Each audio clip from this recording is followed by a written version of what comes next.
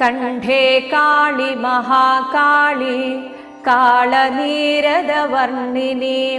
कालकण्ठात्मजाते श्री भद्रकाळि नमोऽस्तुते।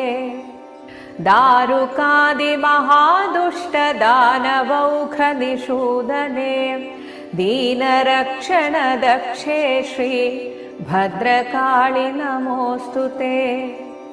चराचर जगन्नाथे चन्द्रसूर्याग्निलोचने चामुण्डे चण्डमुण्डे श्री भद्रकाळि नमोऽस्तुते। महैश्वर्यप्रदे देवी महात्रिपुरसुन्दरी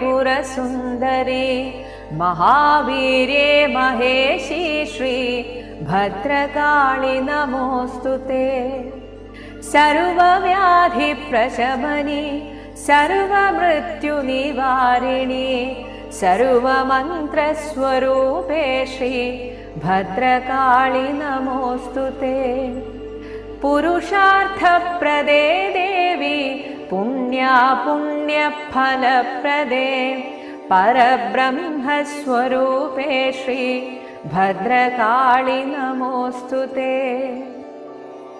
भद्रमूर्ते भगाराधे भक्तसौभाग्यदायिके भवसङ्कटनाशे श्री भद्रकाळि नमोऽस्तुते। निस्तुले निष्कळे नित्ये निरपाये निरामये नित्यशुद्धे निर्मले श्री भद्रकाळि नमोऽस्तुते।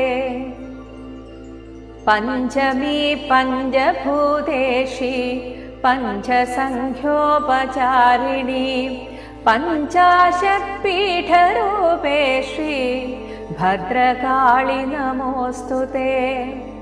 कन्मषारण्यदावाग्ने चिन्मये सन्मये शिवे पद्मनाभाभिवन्द्ये श्री भद्रकाळि नमोऽस्तुते। भद्रकाळि पत्तु भक्त्या भद्रालये जपेज्जवम् ओतुवोर्कुं श्रविपोर्कुं प्राप्तमां सर्वमङ्गलम्। श्री भद्रकाळ्यै नमः।